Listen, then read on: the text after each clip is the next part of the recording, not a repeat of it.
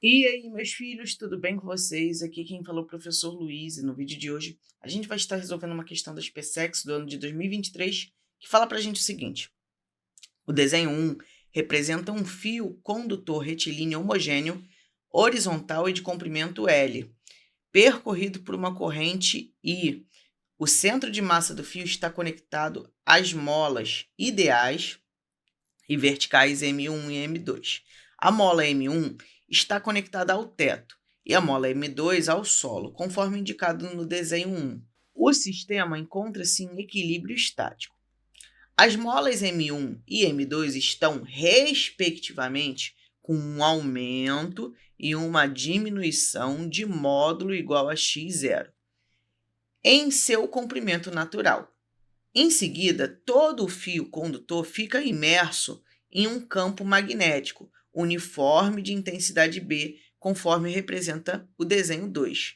O sistema atinge um novo equilíbrio estático, com o fio na horizontal e M1 e M2 sofrendo, respectivamente, uma diminuição e um aumento de módulo x1 em seu comprimento natural. Podemos afirmar que x0 é igual a quanto? Vamos lá, vamos entender a situação que se passa.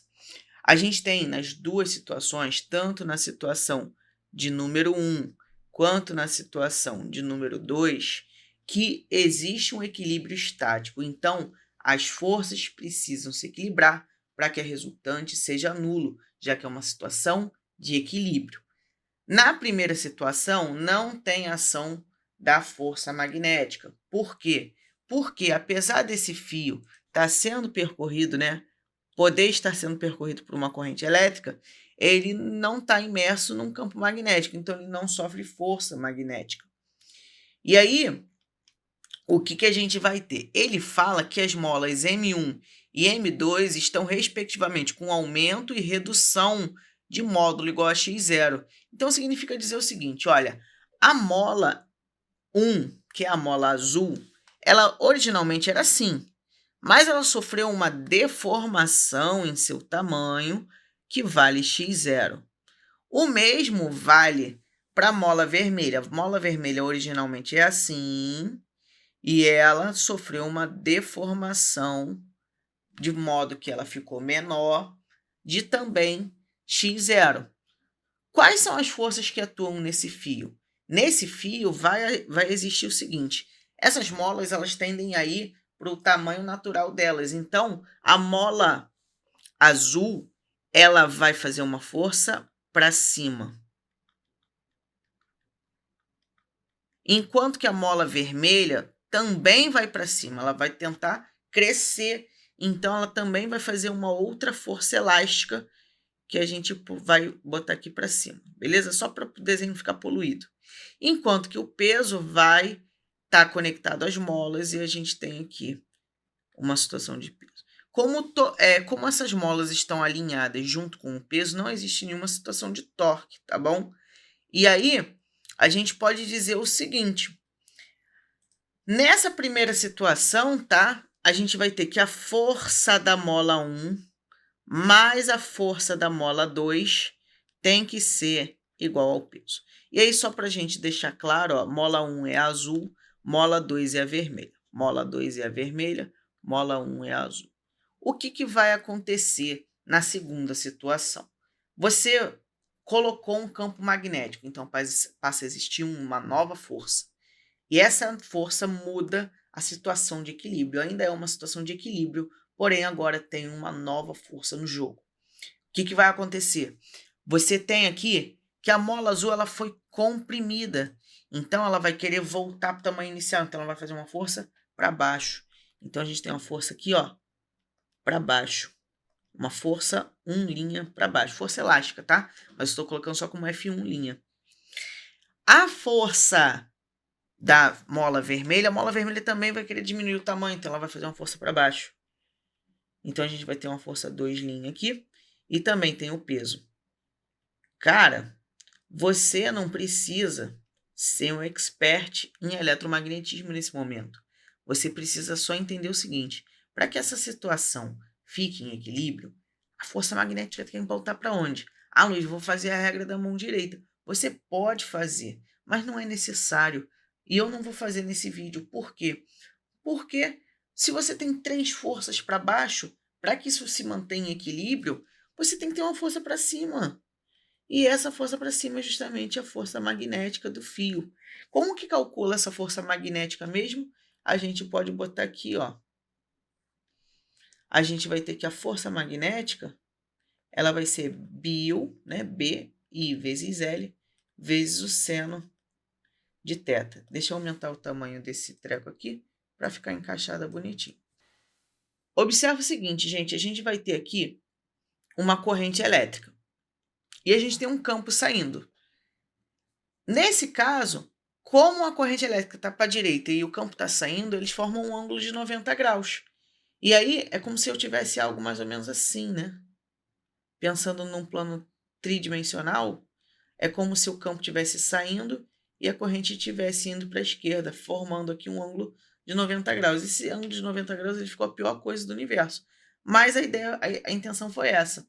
É tentar mostrar para você que esse cara faz um ângulo de 90 graus com esse cara aqui. Então, esse seno aqui, nessa situação, vai valer 1. Então, o seno de θ, nesse caso, vale 1. Por quê? Porque θ vale 90. Fechou? Agora que a gente entendeu a situação, a gente pode calcular o peso do fio. Para isso, a gente vai usar a primeira situação. É importante que a gente saiba que a força elástica ela vai ser K vezes ΔX. Né? ΔX é a deformação. E ele já deu essa deformação para a gente. Essas molas são diferentes.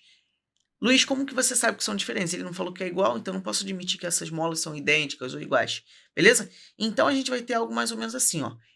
Eu vou pegar a expressão F1 mais F2 igual ao peso, né? Sendo F1 e F2 a força elástica.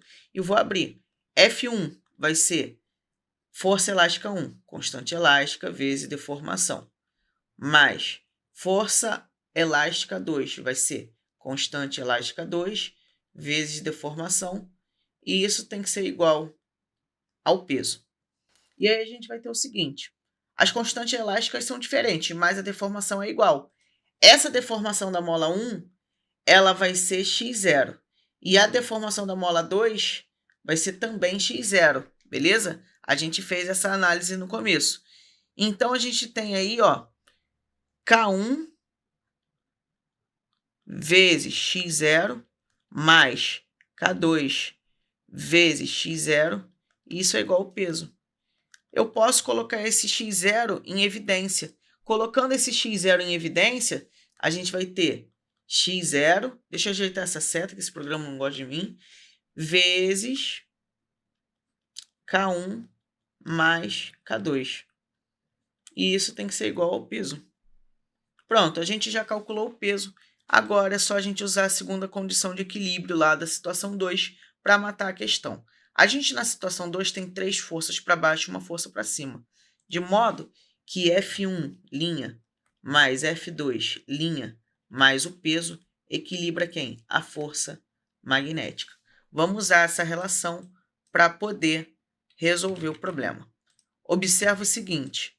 Observa que você tem que força elástica 1 vai ser justamente a constante elástica, K1, vezes a deformação.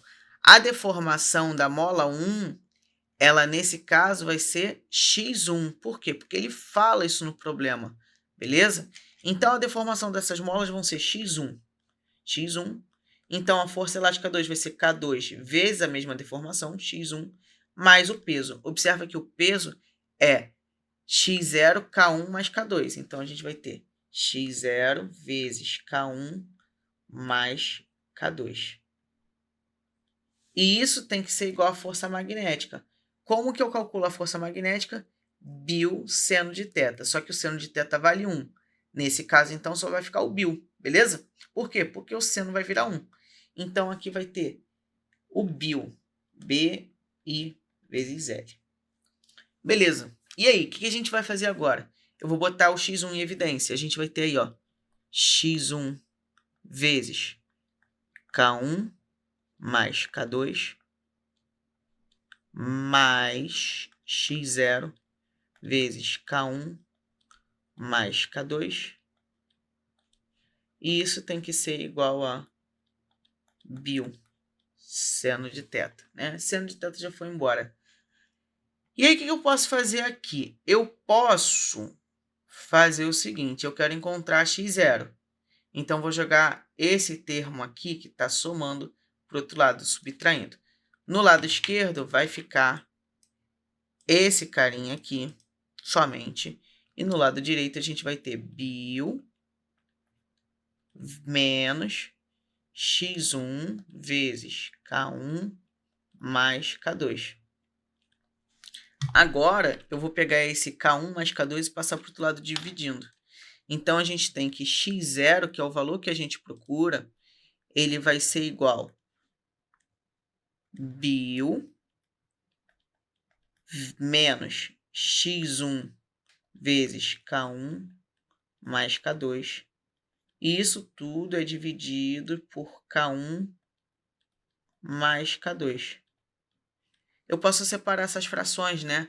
Ou seja, eu posso dizer que bio vai estar dividido por k1 mais k2 e x k1 mais k2 vai ser dividido por k1 mais k2. Se você fizer essa separação, você vai ter B e L sobre K1 mais K2 menos X1 vezes K1 mais K2 sobre justamente K1 mais K2. O que a gente pode fazer? A gente pode cortar K1 com K1 mais K2 com K1 mais K2. E aí, a gente encontra que x0 vai ser justamente menos x1, vou jogar ele na frente para a gente achar a resposta, mais o I vezes L vezes B sobre K1 mais K2. Por que eu fiz essa mudança de ordem? Por conta das alternativas. Observa bem que as alternativas que a gente encontra é em ILB e a gente tem ó, menos x1. Então, menos x1 mais ILB. Então, a letra B, ela está fora. A gente tem aí a letra C como o gabarito mais provável, né? Que a gente achou uma parada igualzinha.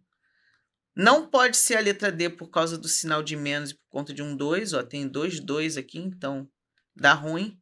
E não pode ser a letra A por causa do sinal de menos. Beleza?